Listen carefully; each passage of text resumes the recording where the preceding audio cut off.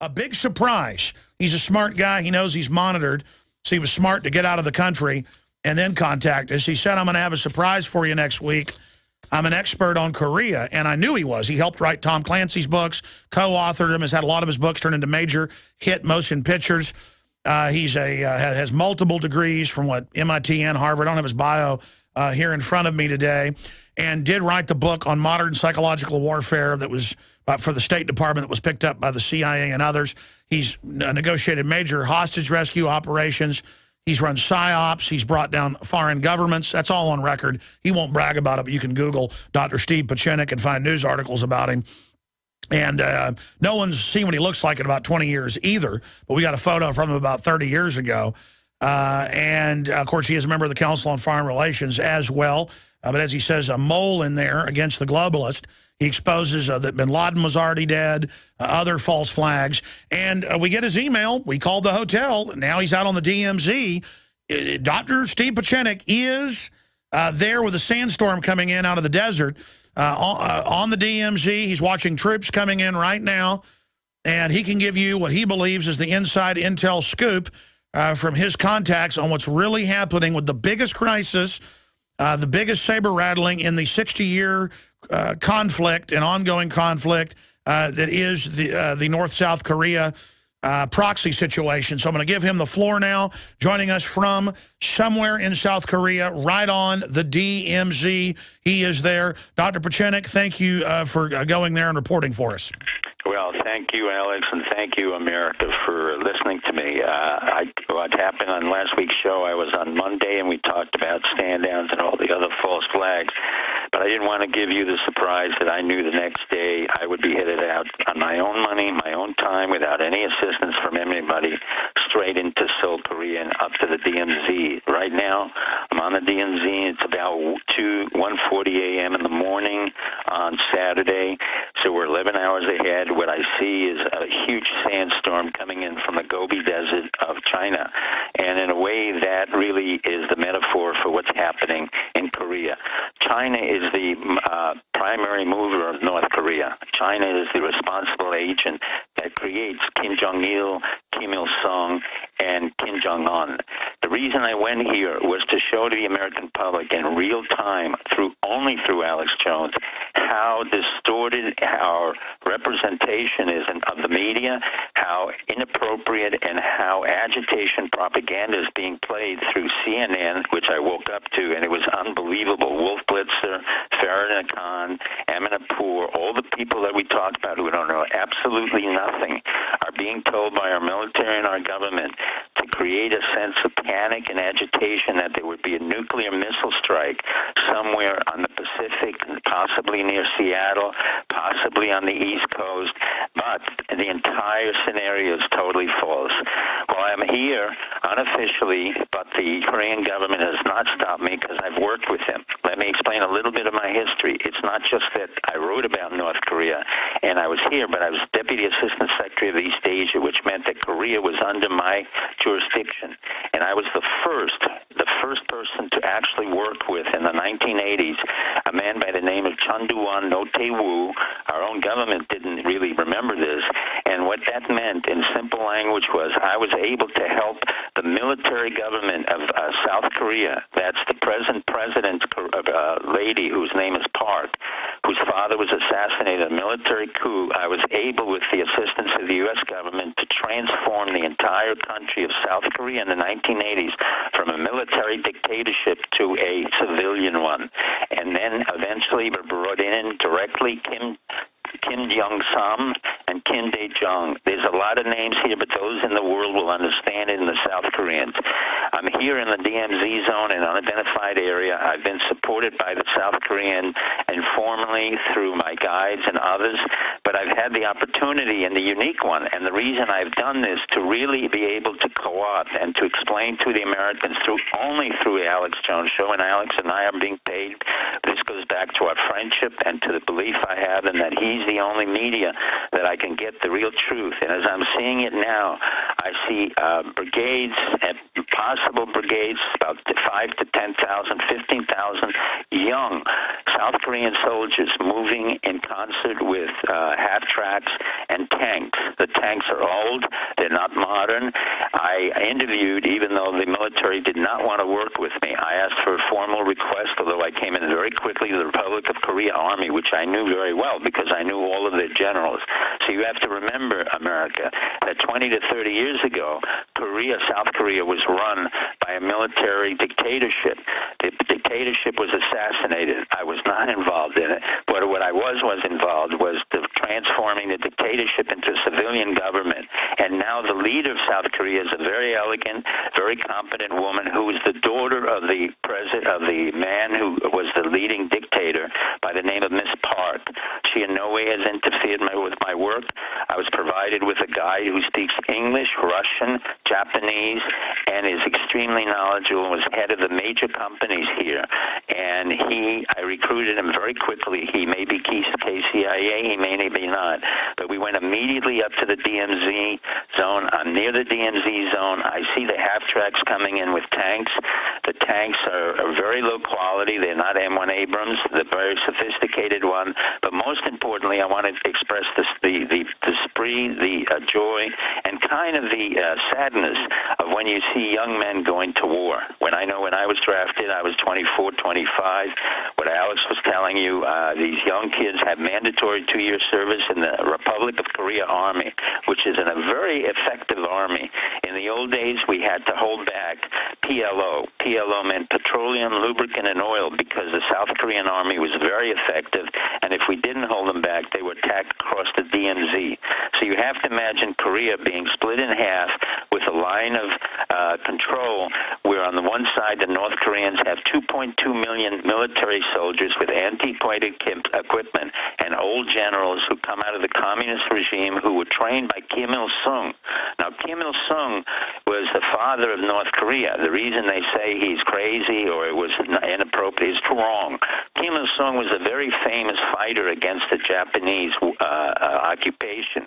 And to understand the history of of Korea, you have to understand that Korea was slaughtered by Japanese rule over a 35-year period, starting from 1915 to 45, where the Japanese still do not want to apologize to Korea, and where they used the women of Korea, raped them, pillaged them, came and brought them to the Japan to service as service women. Japan will not apologize for this, and very few Koreans in South Korea will ever forget what Japan has done, despite the fact that Japan is now doing business. They created hundreds of thousands of the ghost children. So you've given us background. I know you are a leading Korea Peninsula expert. You were telling me off air this is a giant psyop, multifaceted. Who's behind it? What's the master plan, Dr. Pieczenik? Here's the major psyops. The major psyops is we have had our army involved in several basically failed wars. We had them invaded into Iraq, as you know, from Bush. We had the invasion of Afghanistan thanks to Obama, and we've had incursions into various Middle East countries. All have failed. We also have to remember that the U.S. Army failed in the war in Korea, and that the only general who brought it forth and made peace on the DMZ was General Eisenhower. So it took a military man to bring peace. What really happened now was I anticipated that because the Navy was not involved in any of the prior incursions in Pakistan, Afghanistan, and only served as a deterrent in the Mediterranean and in the basically the oil companies denying any access to so-called terrorists, which really weren't there.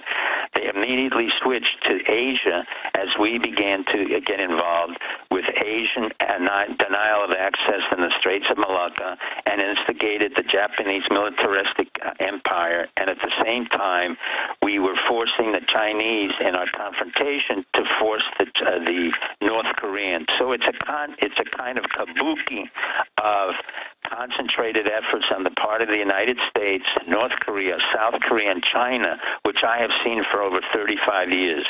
What happens usually is that the leader of North Korea, at the instigation of China, because of our relationships that become poor. As our relationship with China becomes poor, China starts to act out and then informs North Korea to do something that seems silly or very dangerous or self-destructive. In the meantime, we know very well everything about Kim Jong-un, the new leader. He's been in Switzerland for 15 years.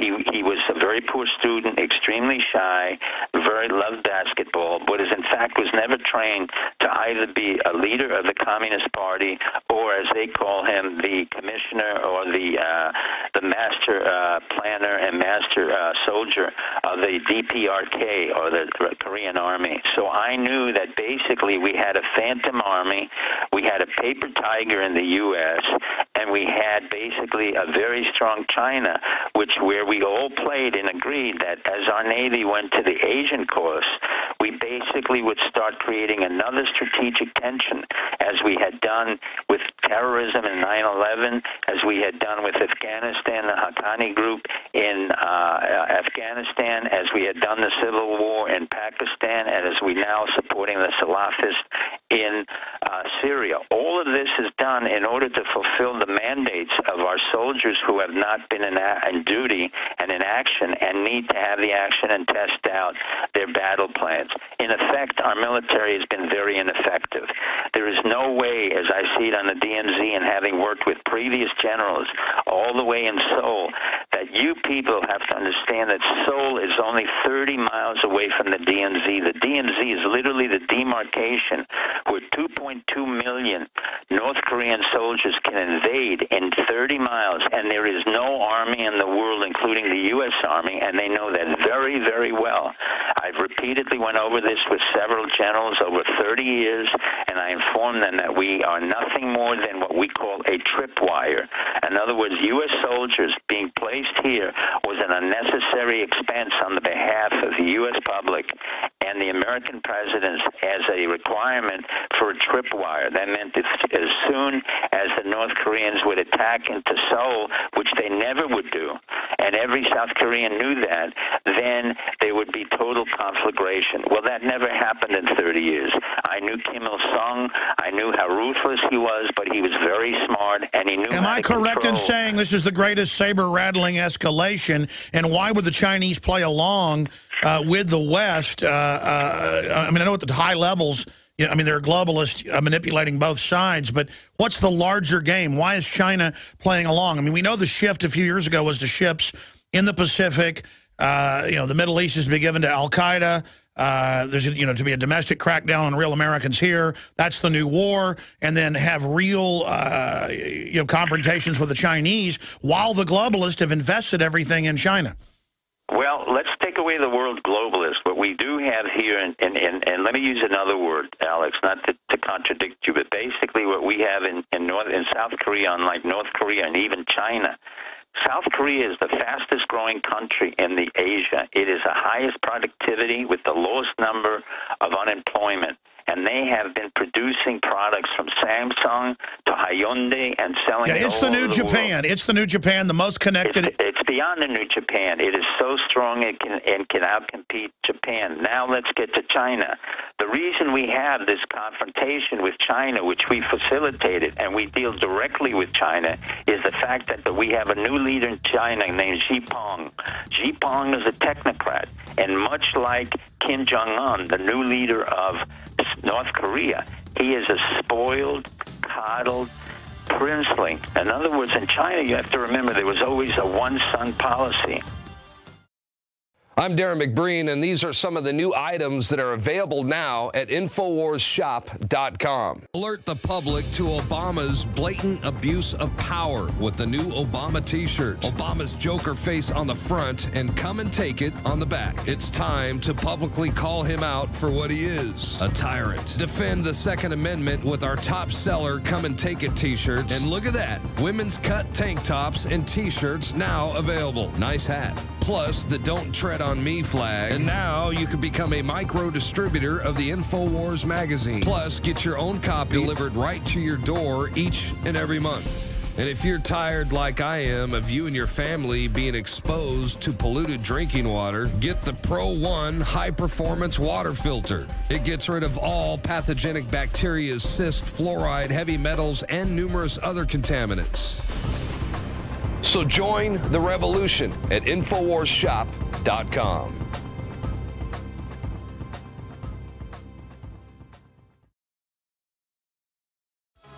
So 6, 7 a.m., that'll be Sunday, 4 to 6 Central.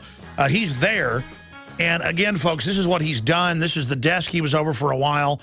He's talked a lot about this. It's well known in the news media that's what he did. And he was telling me off air some interesting things. What is the big picture here, Dr. Steve Pieczenik? You're there with this crisis. How real is the crisis? What does this signify? You were getting into the new Communist Party head there in China. You agree with me during the break that he is a giant, spoiled communist baby boomer. What this really signifies is our American inability. Over 30 years, South Korea has grown because of people like myself and others like Don Gregg, Jim Limley, who worked here and really transformed this country from a military dictatorship to a civilian one. What it also emphasizes is how poor and desperate North Korea is, because we will not absorb, we the United States and China will not absorb North Korea and a unification process into South Korea. And the reason for that is that South Korean poverty and ineptness and communism, I've had experience with 30 years ago when I took down the Soviet Union. I took down East Germany and West Germany, and everybody knows in the U.S. government that if we were to take down quickly the North Korean government, which we are able to do by just not providing food and forcing the Chinese to break open their borders, we would have a major economic crisis. So what this is a controlled agitation propaganda in order to maintain a soft landing. Now, let me explain this to our American people. The reason we work with the Chinese and the reason we work with the North Koreans, because the American public doesn't realize we're supplying food in order to keep the people in North Korea at a subsistent level. What's not possible, and what's happening here, is the frenzy of the American media, and once again Obama and his inept White House, and the ability of Secretary of State Kerry to keep his mouth shut. They have violated every principle of international crisis management, which I developed, which others have worked with, like Charles Hill and other administrations, and who know that in order to keep a crisis like this from escalating by accident, we keep the media away, we don't discuss military equipment, we don't get into the frenzy and warmongering of explaining what kind of missile systems the North Korean have, how they can shoot the missiles into the sky and get into the western part of California. It is not possible. The North Koreans have absolutely no capacity to develop a missile. They can't even make an automobile. They can't even. They drive 57 Chevys around. They're a total joke. It's a total joke. They have a 2.2 military army, and when I saw the equipment, it hasn't changed. Even now, as I analyze the equipment with my guide on the DMZ, and I can see the soldiers on this other side with binoculars. You have 2.2 million soldiers who are really hungry. They're starving. They don't believe anymore in North Korea. But what South Korea had done very brilliantly over the years with our encouragement was to create under Hyundai and Samsung and other they've used the threat to control their people. Let me throw this at you. Isn't the real danger when the wall comes down and that if there's not a transition because the West wants to keep this going? As always, Alex, you hit it right on the head. And we made that mistake. I made that mistake along with Baker and Zelig in the transformation in East Germany. What we did not realize at the time when we brought in communist Germany, which was even more economically advanced than North Korea, we had completely flooded the capability of the West Germans to handle 50,000 East Germans who didn't have work, didn't have jobs, weren't trained, weren't an entrepreneur, and basically lived at subsistence level. It cost Germany and the United States a fortune. Sure, so let's come back in 1 minute and talk about what's going to happen. As we saw in Katrina, and as we are watching now in New York and New Jersey, the federal government can't and won't help you in a crisis. FEMA ran out of water and MREs in days. Electricity is still off to over 1 million people. The Red Cross, who is quick to beg for money, is now slow to react. Don't put it off any longer. Get prepared today. While you're on InfoWarsShop.com, check out these other great preparedness items. The Aquapod kit lets you store up to 65 gallons of water in your bathtub. The Pocket Socket provides you with manual electricity for small electronics like your cell phone. The Life Straw is great for your bug-out bag. And check out our complete line of Interfood products for great tasting and nutritionally dense foods that have a great shelf life. If you are looking to secure your home in a crisis, you can order Strategic Relocations, the film, a great companion to the book Strategic Relocations 3rd edition, and The Secure Home by Joel Skousen. When the time to perform arrives, the time to prepare has already passed. Get prepared now, so if a crisis strikes your home, you and your family will be secure. Go to InfoWarsShop.com.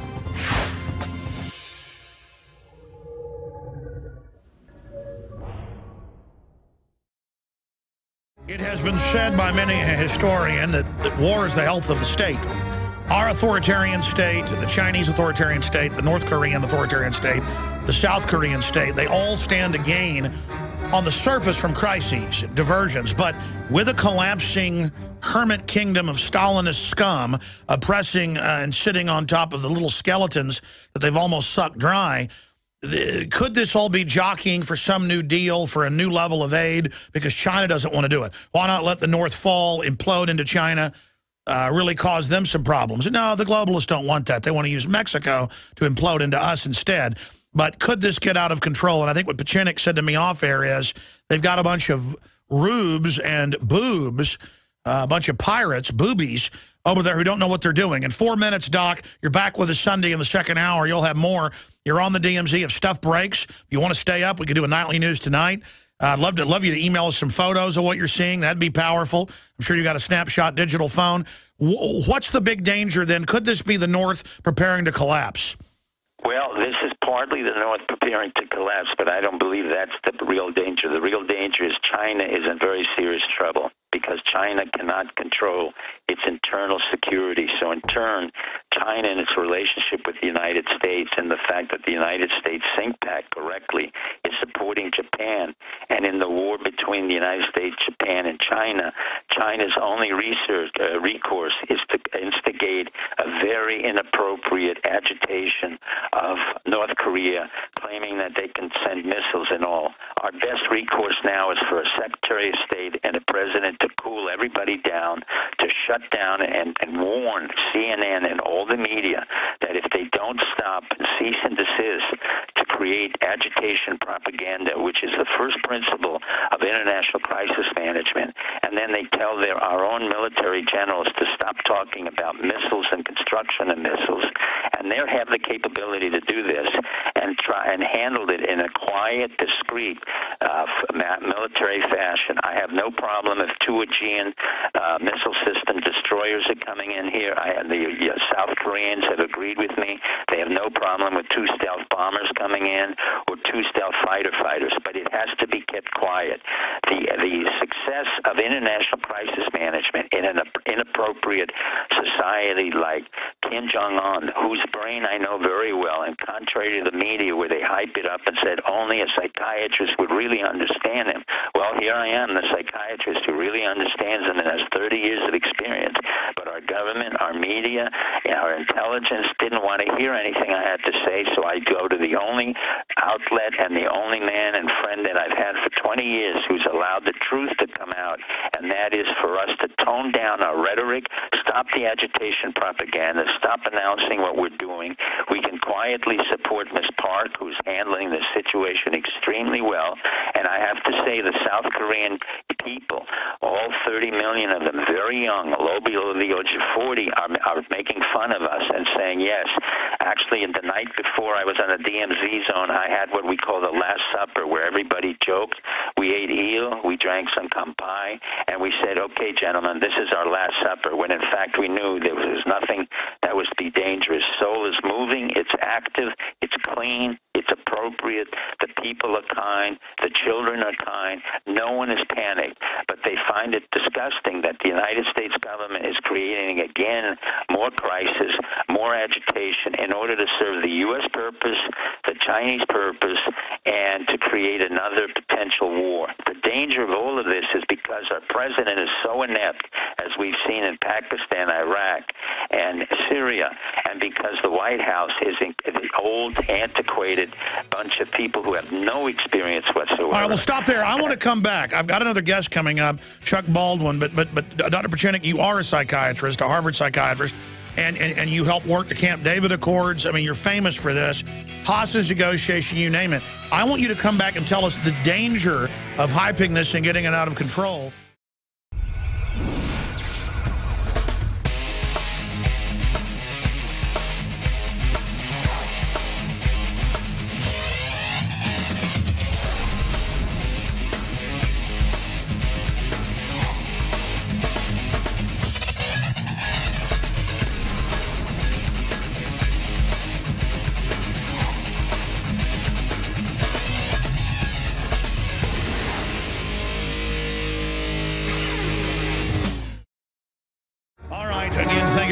Here in the second hour of this Friday edition, the 5th day of April, 2013. I'll be back this Sunday, 4 to 6 p.m. Central, with the Sunday show. Many of our AM and FM affiliates that carry the weekday show also carry the Sunday show, but you really should call XM and get them to pick up the Sunday show as well. That's how we get on more AM and FM affiliates as well. If you're listening on the internet or on satellite in your area, and there's not a local AM or FM, call the local talk station, tell them, pick up the broadcast. That's how we've gone over 150 affiliates, and we're with a small syndicator. The big three pretty much have a monopoly. We have like salmon swum upstream. And my point is, the White House responds to us, the globalists respond to us, the globalists respond to the Drudge Report. More and more, there's only a few outlets that are really able to get real news out. No one would know about the Copenhagen document that they plan to shut off the third world energy supplies and our energy supply if Infowars.com hadn't written about it with Lord Monckton and then DrudgeReport.com hadn't picked it up. I mean, there's just hundreds of things like that. No one would know about the bullets, the domestic arms buildup, all of this. And listen to me. You've heard all the historians we've had on. You've heard all the military historians, all the sociologists, all the anthropologists. I am a person, because I enjoy it from a young age, I'm a person that's read psychology, anthropology, sociology, history. And so it's not rocket science, though. What we see forming worldwide is a decadent cascade event with corrupt, leveraged, disconnected leaders because of decadent, disconnected populations, not predominantly, but enough of it to aid them, and a government and corporate class that have become degenerate. That's when world wars happen. And we've told you that as the world economy melts down, as there's currency wars, physical wars will begin. You notice they're now saying they're not going to call Al-Qaeda Al-Qaeda. They're not going to call them Islamicist. We're now told to call them good guys. That's Associated Press today. If you just join me, I'll go over the article. That's because the globalists are going to use them as the new proxy army because they're the old proxy army. And we've got a guy on the line who was there with Jimmy Carter when all that started and who knows Brzezinski. And he's a psychiatrist and an MD. He is an American psychiatrist, former State Department official, author, and publisher. He is currently acclaimed author in psychopolitical thrillers and the co-creator of the best-selling Tom Clancy Ops Center and Tom Clancy's Net Force paperback series. Trained in psychiatry at Harvard University and International Relations at MIT. His novels are based on 20 years' experience. And the truth is, he won't ever talk about it on air, but you can go look at overthrowing major governments. You know, get credited in psych warfare, you know. He won't talk about it. Maybe it's not true. The London Guardian says it is. Tricking the communists to kill the prime minister, who they'd already captured. You know, I mean, things like that. Really interesting guy who only really pops up on this show because other places would censor him or control what he talks about. We had him on in the last hour. We've only got about 9 minutes left here. But he was the head of the desk over that area of Asia for a period of time. He helped get rid, because I remember this is on record, of the military dictatorship that was in South Korea for so long in a transition. He's there on his own with a guide given to him by the government up on the DMZ right now.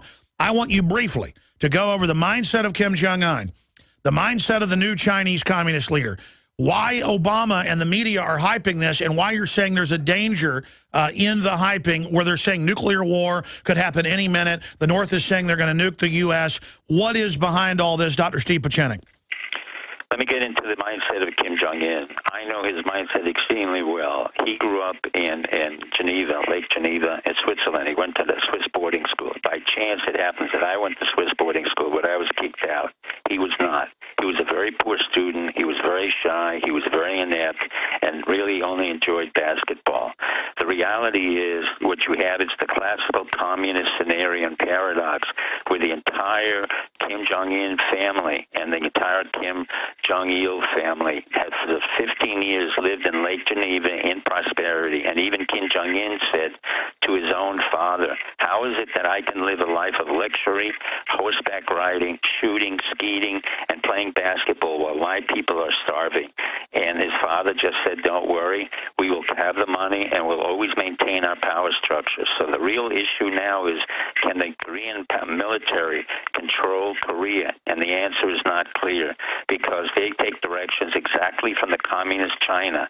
And in communist China, Xi Jinping, who I have followed for over 20 years, is the son of the famous revolutionary of the Communist Party who was indicted in the Cultural Revolution and was so-called reform, but was brought up through the system because of his alliances with the military and the crony capitalism and the corruption of China. China has been having problem with the United States in our force structure in Eastern Asia, and the fact that we have moved all of our battleships and our Marine Corps to Eastern Asia to deny access to the Chinese correctly, to their trading companies, and also the fact that they are collapsing internally. So two countries are collapsing internally. China, because it cannot maintain social stability, it does not have water. It has to get water from the Tibetan high marks, and the fact that its economy is totally a false economy and a runaway economy that's been funded by J.P. Morgan, Goldman Sachs, and all the hedge funds, including our former Secretary of Treasury, Paul Peterson, who knew nothing about banking, M1, M2, but has always been a crony capitalist of the Chinese. So what you have is two very similar princelings who are not qualified to run their government. In terms of the Chinese leader, he's a technocrat, never had diplomatic experience, lived in the United States, really does not understand how to maintain social stability, like Deng Xiaoping, Jiang Zemin, Zhou Enlai, Liu Shaoqi, and all the original revolutionaries. He's spoiled, he's corrupt, and all their families are corrupt. In the same way we have this corruption in the spoiled Kim Jong-un, who grew up in Switzerland. You can't think of him as a North Korean. You have to think of him as the preppy Swiss boarding school boy who's shy, inept, has never been in the military, has been forced by his own military to be the face of Korea because his father felt that his oldest son, Kim Jong-suk, was too feminine, so he needed a stronger face. So what we have is a paper doll China and a paper doll North Korea, all creating an episode because the United States military has come in and said, we're going to protect our national security interest, our economic interest is all the way from Indonesia, Vietnam, Philippines, and Japan. The reason for that is China has engaged in what we call a low-intensity conflict in the Spratly Islands, which I wrote about 20 years ago, in Pax Pacifica. Longer handle the internal economy. So when they can no longer handle the internal economy, they push the Chinese, the Koreans, in order to make the kind of noise and what we called in psychiatry acting out behavior or baby-like behavior. I call Kim Jong-un the baby in the crib who screams and yells, looks at missiles that really can't fly anywhere, has no capacity. There's one of the few guys in America who understands it, Charles Hill. Worked in North Korea, and really what they're doing is we're fostering that type of reaction so that we can demonstrate how strong our Navy is, how strong our capability to control the situation. But in fact, what's happening is we're showing the opposite in the South Korean people and the South Korean Army, and intelligence is seeing exactly what I'm seeing on the DMZ zone. We become a joke. We send over 2 stealth fighter planes, F-22, which has absolutely no relevance because The North Koreans can never attack South Korea. Otherwise, they will be destroyed, 22 million people. And South Seoul is only 30 miles away. I'm right on the top of that nuclear storm, right on the DMZ, as I'm talking to young Korean soldiers who, quite frankly, are not prepared to go to war and know under the hearts of hearts that they will not confront the North Koreans as they're coming over.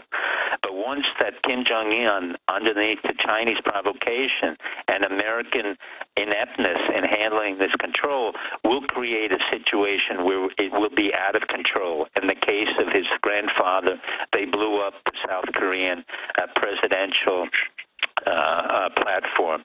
In the case of his father, they also blew up ships. So what happens in a certain crisis can get blown out very quickly, number one, because we don't have a president who really is qualified to run a crisis. Well, that was my final point, is that you've got special crony capitalist interests that want to work with authoritarian regimes, as Carroll Quigley wrote at Georgetown. They want weak people reading off teleprompters. So now there's no leadership anywhere. It's like an absurdist science fiction Kurt Vonnegut novel where some kid from Switzerland is commanding a bunch of psychopaths, vampires. You've got China on the edge of collapse. You've got insanity here. You've got crony interests shutting down all their competition. I mean, it looks like a civilization collapse type event down the road with this type of lunacy, and then building up North Korea to the South Koreans looks completely insane because they know what jokes they are. I mean, this is Alice in Wonderland. That's correct. It's more than Alice in Wonderland. It's Alice in Wonderland on steroids and LSD. It's a total non-reality because in talking to all the South Korean students, workers, and military, they can't take this seriously. So we considered the day of the war that Kim Jong-il declared the end of the world yesterday. I went out with some of my South Korean military friends and intelligence operatives, and we had our Last Supper consisting of eel, Diet Coke, and rice, and we all laughed, showing how incompetent the leader of Kim Jong-un was, the leader of China, and also POTUS. I guess it will be your last meal with Diet Coke, with the aspartame. That we were sending over 2 stealth bombers, which cost us close to $500 million to $1 billion. They laughed when they said we sent 2 Aegean missile ships, which can do absolutely nothing. So our posturing is like a paper tiger, which China was like, and we can do nothing in the entire situation. All right, well, Doc. And the South Koreans have complained to me is we have created agitation propaganda in the news media. All right, Doc, we got to go to break. I got to come back with one more segment with you because I got to find out, what do you expect to see come out of this? What is the danger then if it's all just posturing? Final segment from the DMZ with Dr. Steve Pieczenik. Jakari Jackson here, and I want to talk to you for a second about water. You know about ProPure, our flagship water purification system, but check out some of our portable water filter products at InfoWarsStore.com. The clearly filtered water pitcher. Also, for those of you on the go, we have the Athlete Edition filtered water bottle and the RAD Eliminator Pro filtered sports bottle that removes radiation. And keep in mind, we have replacement filters for all of these products. The ever-popular grab-and-go bag favorite, the Life Straw, the Crystal Quest shower filter system, and the Aquapod kit, great for mass storage of water. And while you're at the InfoWars shop, pick up a copy of our latest book, 31 Days to Survival. You can find all this and more at the InfoWarsStore.com. And don't forget, it's your support that funds our operation. Sign up for our free newsletter at InfoWars.com/newsletter.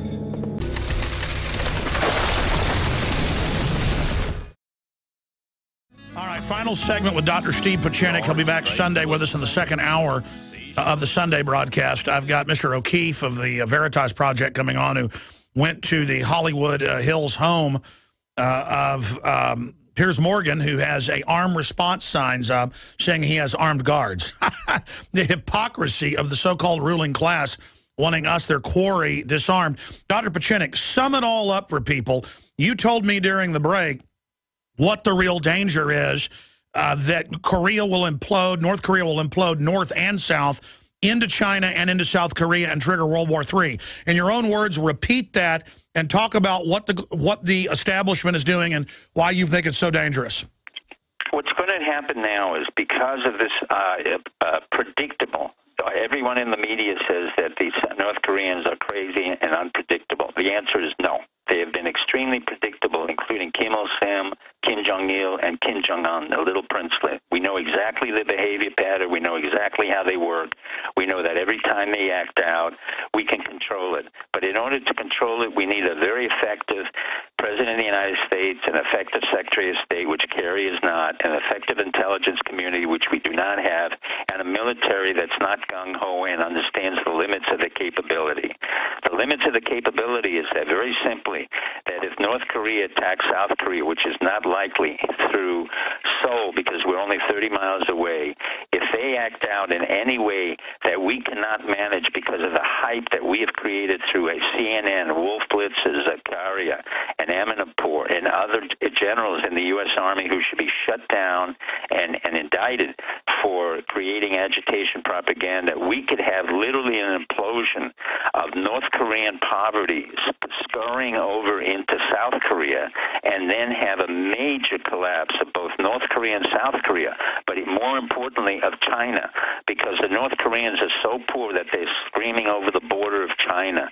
So we have an incompetent Xi-Peng, who's a technocrat, a princeling, and a spoiled Chinese technocrat, very much like Kim Jong-un, who's a spoiled Switzerland-trained leader who has been hoarded by every intelligence community in the world, including the French, the Swiss, the Americans, the Germans, the Russians, you name them, because of 15 years, if you're in a Swiss boarding school and you're playing basketball and you're not very smart and you're quite effeminate and you don't know how to deal with women, you certainly don't know how to manage a country.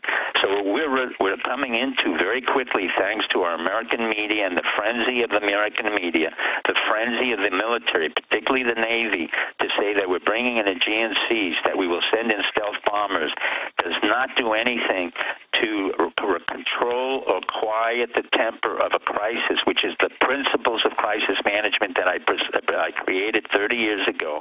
And very sagacious people like Don Gregg, Jim Lilly, and others who had worked in the CIA and had been our ambassadors here understood that you keep the agitation and the warmongering to the lowest flame. What we're doing now is increasing the flame, thanks to CNN, thanks to our military and our Navy, thanks to the ignorance of the White House, the ineptness of our president, the ineptness of the Chinese, and the ineptness of the North Korea. We could literally land in a World War III with not only nuclear proliferation, but there is gas warfare and the ability that we would never thought possible of the North Koreans to come into South Korea, because Seoul, where I am located, I'm only 10 kilometers away from North Korea, and I can see the North Koreans right now. I see Kim Il-sung stations.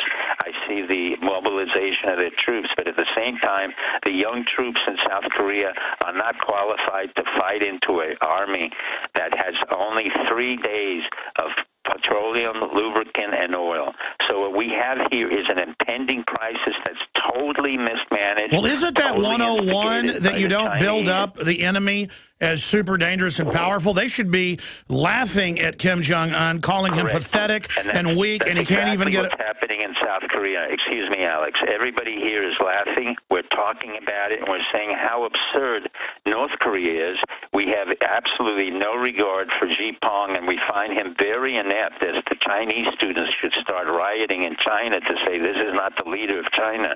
But more importantly, we find it very disgraceful what America is doing by announcing they're sending 2 stealth bombers, one Chinese, one South Korean official said to me, how stupid can you Americans be to send billions of dollars worth of 2 planes that will do absolutely nothing, Aegean missile systems that will do nothing because they cannot protect from a nuclear war, and all it is a posture of a paper tiger would become, where we're creating a situation where we show our weakness, we show our incompetence, we show our lack of capability to handle this situation, which should literally land into World War III. But we know everything about Kim Jong-un. All right, we're going to get an update, Doc. We got to go to break. I'm going to come back with our next guest. We're going to get an update. A very serious situation Sunday. His website, StevePachinik.com. Visit Infowars.com and PrisonPlanet.com. When you're on the site, you can also tune in 24 hours a day to my daily radio broadcast. There's also a free iPhone app to listen to the syndicated radio show when and where you want.